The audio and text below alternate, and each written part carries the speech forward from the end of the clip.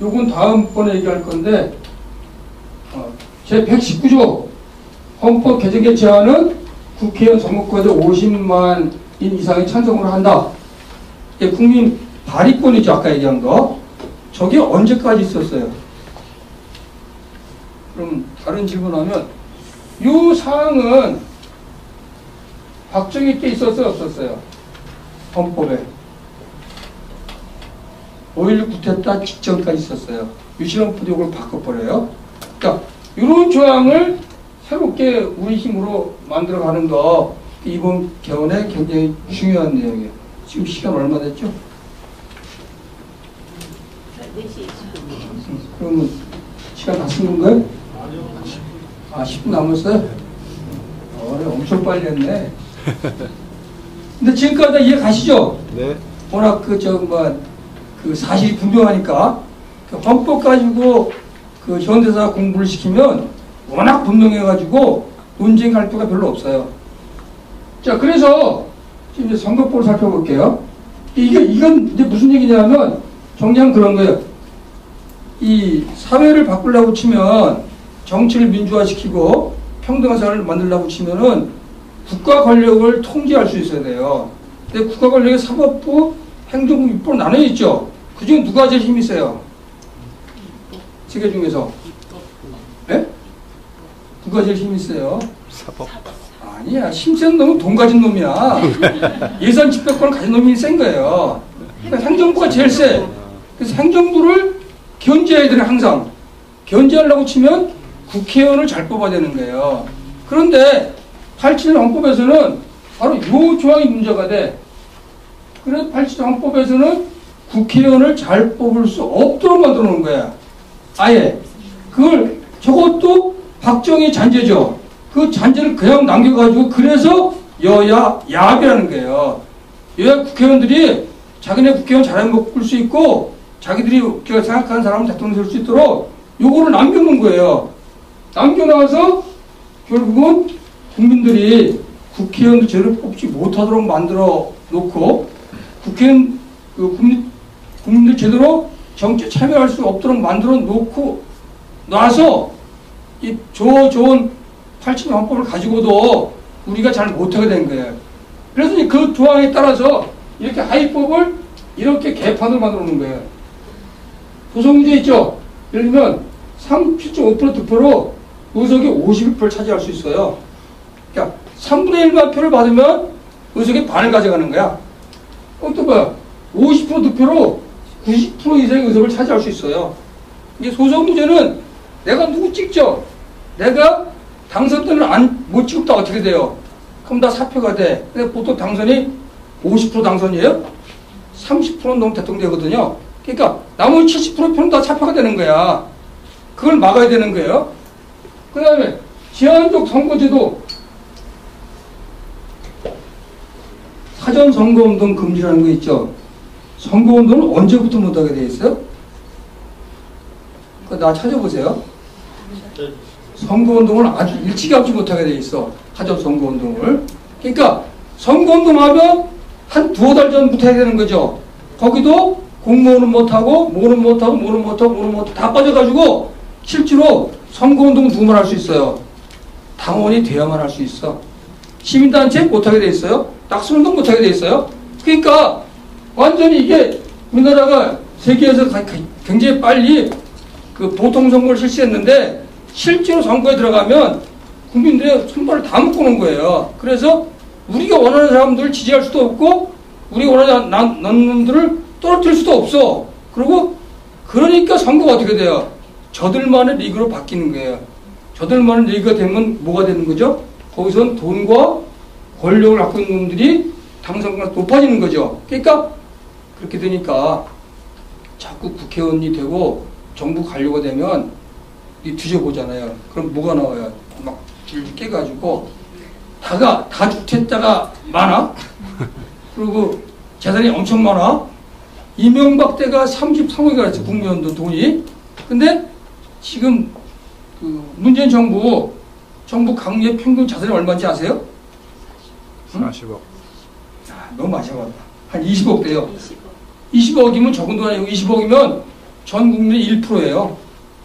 제가 20억을 4인 생급 따져봤더니 4명의 가족이 100년 동안 먹고 살 돈이야. 무려. 그러니까 무려 100년 동안 먹고 살 돈을 가지고 있는 사람들이 국회의원이고 그런 사람들이 정부 강요예요. 이 사람들이 물론 쫓겨나도 별로 무서울 게 없어. 그러니까 정치할 때 국눈치 볼 필요가 없는 거죠. 그걸 바꿔야 되는 거예요. 그 다음에 정당 후견제 있죠. 대한민국에서 세경법에서 정당에다가 후원금을 주도록 헌법에 쓰는 나라는 우리나라밖에 없어요. 그건 누가 만들었냐? 누가 만들었어요? 네, 전두환이 만든 거예요. 그래서 전두환이 그거 하자마자 바로 정당법 만들어가지고 자기 정당 있죠? 거기다 막대한 국고를 준 거야. 근데 그 다음에 그 국고를 나눠준 거예요. 양쪽에다가. 그러니까 지금은 원내 정당만 되면 먹고 살 수 있어. 안정적으로. 그러니까 서로가 야합하고 서로가 기득권 가지고 놀아먹기 시작한 거죠. 그 발단이 전두환이 만든 거고 저건 세계에도 유례도 없는 무지무지의 창피한 법이에요. 여기다 뭐 공무원 청소년 다 못하게 되는 거죠. 그래서 아까 이거 바꾸는 거 제가 얘기했죠. 그래서 그 덴마크 보시면은 이렇게 돼 있어요. 덴마크는 제31조 투표권의 행사 규정은 유권자의 다양한 의견을 균등하게 나타내기 위해서 선거 방식 규정하고 이게 아까 얘기한 그 표 등가성이에요. 그 다음에 비례대표제와 소속무지를 혼용하고 비례대표제만 채택할 것이 여부는 선거법에 규정한다. 이렇게 아주 못을 받고 있는 거예요. 여기에 법률로 정한다 있어 없어요? 없잖아요. 법률 정한다는 걸 두면 안 되는 거예요. 자, 그다음에 선거리 시작은 나중에 읽어보시면 되고 정당법도 아까 아시죠? 여러분들 정당에 가입하고 싶어요?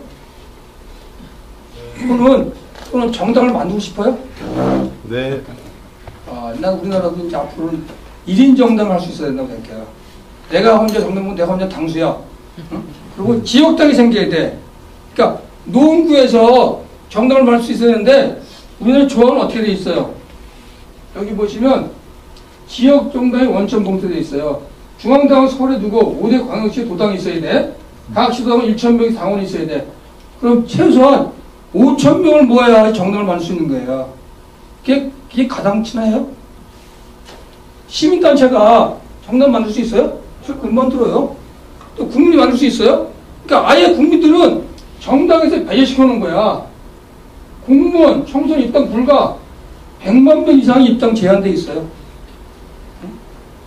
그 다음에 신생정당 분리하게 해놓고 신생정당은 총선 2% 민원을 득표하면 정당 등록 취소가 돼.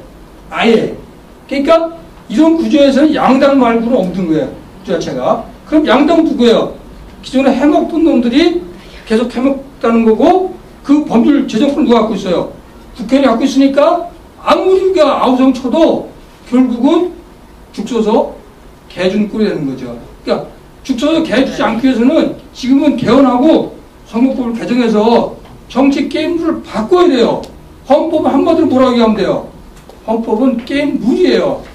그러니까 게임할 룰이 있죠. 그 룰을 공평하게 바꾸지 않으면 안 되는 거예요. 자, 이거 다 넘어가시다. 마지막. 대한민국은 어떤 사회일까요? 1번 정치적 민주사회, 2번 경제사회적 민주사회, 3번 정경관언하기 유착한 사회, 4번 신신분사회, 신부문사회. 정답! 3번, 4번. 3번, 4번. 맞아요? 다수결로 해봅시다. 1번 흔들어 보세요. 2번, 3번, 4번. 예, 다수결로 결정났습니다. 제가 이걸 얘기하면서 아까 여러분들 얘기한 걸 지금 이제 기억하겠어. 아까 김원식 교수님이 도표를 그랬죠. 최순실 박근혜 게이트의 근본론이 뭔가? 거기에 나온 게 뭐였어요? 정경유착, 그 다음에 사법부, 검찰, 그 쭉 나오죠. 대외 자주권 없는 거. 그럼 이게 뭐냐? 지금 사회는 그렇게 된 게 정치, 경제, 요 관료는 아까 이게 검찰이에요. 검찰, 언론, 그 다음에 학교. 요새는 뭐 했다고 치면 좀 대학 교수가 돼야 돼. 요렇게 쫙 일치 단결해가지고 이 계급을 형성하고 있는 거예요. 요 사람들이 모든 권력을 좌지우지해. 요걸 가지고. 그래서 요거를 깨지 않는 한 이 사회는 새로운 신분사회가 되고 새로운 신봉건사회로 바뀌는 거예요. 87년 싸움에서 일부 우리가 그걸 정리했던 거고, 이후 촛불혁명은 국민들이 뭘 하자는 아우성이었어요. 바로 그 정유라 있죠. 정유로 대별되고 있는 그 금수저, 이게 없애라는 거예요. 그러면 우리가 주장했던 거는 바로 이거예요. 정경관 원육착사회 이 고리를 끊고 평등사회를 만드는 게 촛불혁명의 가장 근본적인 동기였던 거죠. 거기서 시즌1은 성공했어요. 시즌1은 뭐 해지겠어요? 대통령 파면했고, 그 다음에 교체했고, 시즌2는 뭘 해야 돼요? 국회의 권력을 뒤집어 엎어야 돼. 그러려고 치면 개헌해야 되고 선거법을 개정해야 돼요. 그런데 중위 재벌이 깎아요, 안 깎아요? 안 깎으니까 누가 싹 밀어줘야 돼요. 주권자. 이발사가 누구예요? 그렇죠. 그냥 국민이 아니라 주권자. 촛불혁명을 승리를 끌어낸 주권자 국민이 그 싸움을 완결 지어야 된다. 여기까지 마치겠습니다.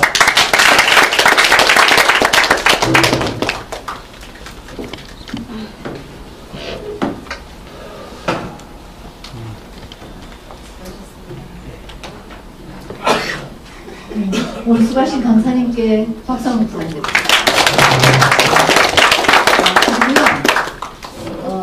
테이블마다 도와드렸는데 의회 권력 민주화를 위한 87 헌법을 어떻게 바꿔야 할까 이 제목으로 토론해 주시면 되겠습니다. 그리고 오늘 강의를 마치고요. 나중에 강사님들하고 사진 촬영이 있을 거니까 가시지 말고 마무리한 뒤에 잠시 남아주시기 바라겠습니다.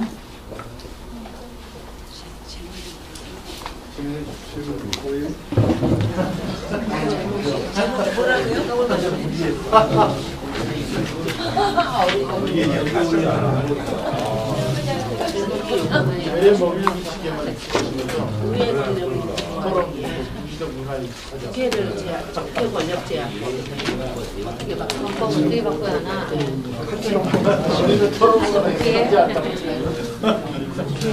아니 제한을 거나 한시라도 이제 교통을 바꿔야 교실에서는 아니에요. 선거구제 그런 거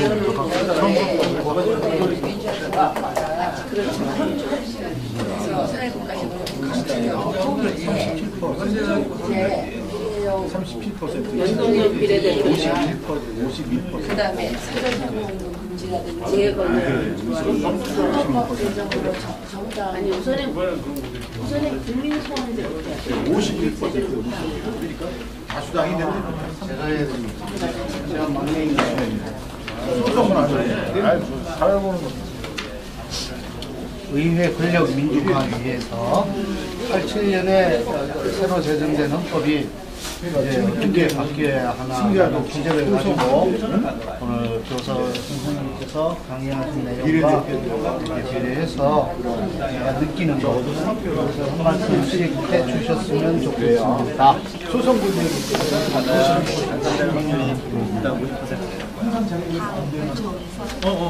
어느 당이든 둘 중에 공천을 받아야지 당선될 가능성이 50%. 이게 공천을 못 받으면 당선될 가능성이 10%도 안 되고. 이건 아무 관련이 없고 촛불 시민 하나예요. 촛불 시민.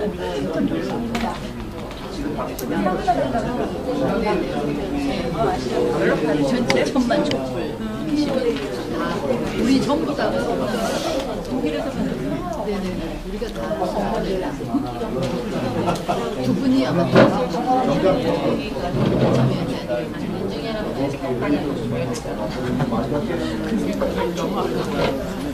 개헌 시민을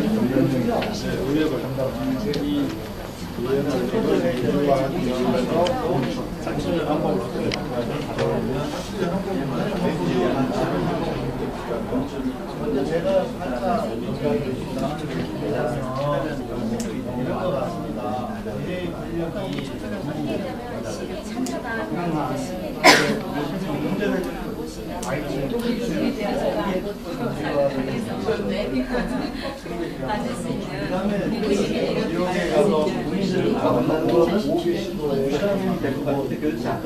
국가의 국민을